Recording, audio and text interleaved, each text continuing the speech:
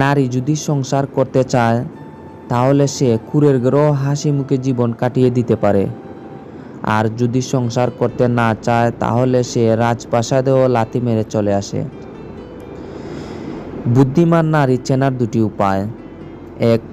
বুদ্ধিমান নারী বিয়ের আগে বা পরে কখনো নিজের রূপ যৌবন অন্য পুরুষের সামনে প্রকাশ করে নিজেকে সস্তা করে না। ২. বুদ্ধিমান নারী কখনো তার স্বামীকে অপমান বা মনে কষ্ট দিয়ে কিংবা কারো সামনে ছোট করে কথা বলে না, কারণ সে জানে তার স্বামী এই দুনিয়াতে তার সুখ দুঃখের সাথী এবং পরকালের জান্নাতের সঙ্গী। দুঃখ, কষ্ট, অবহেলা এগুলি আসলে তারাই বেশি পায় যারা কেবল নির্দিষ্ট কোনো একজনের মায়াতেই খুব বাজেভাবে আটকে যায়।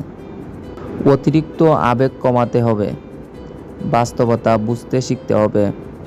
যারা আবেগের মূল্য দিবে না তাদের জন্য আবেগই নয়, মাঝে মাঝে কঠোরও হতে হবে। নিজেকে প্রয়োজনের বেশি প্রকাশ করা যাবে না, কারোই কাছেই না। তুমি যাকে মন থেকে ভালোবাসবে দেখবে সেই তোমাকে সব থেকে বেশি কষ্ট দেবে। কথাটা এক সময় আমার বিশ্বাস হতো না, ভাবতাম এটা কেমন করে হয়, কেউ তার ভালোবাসার মানুষকে শুধু শুধু কষ্ট দিতে যাবে কেন। কিন্তু বয়সে এক পর্যায়ে এসে বুঝতে পারছি কথাটা আসলেই যৌক্তিক। মানুষটা যখন অন্য কারোর সাথে কথা বলবে তখন তোমার ভীষণ কষ্ট হবে, হারানোর ভয়, অনেক সময় কেঁদেও দেবে। মানুষটা যখন রাগ করে তোমার সাথে কথা বলা বন্ধ করে দিবে তখন তোমার অসহ্য যন্ত্রণা হবে। তুমি সব সময় চাইবে মানুষটা সারা জীবন তোমার হয়ে থাকবে, তোমাকে বুঝবে, সময় অসময়ে খুঁজবে, ভালোবাসবে। তোমার এই চাওয়াগুলো একটু হেরফের হতে দেখলেই তোমার কষ্ট হবে।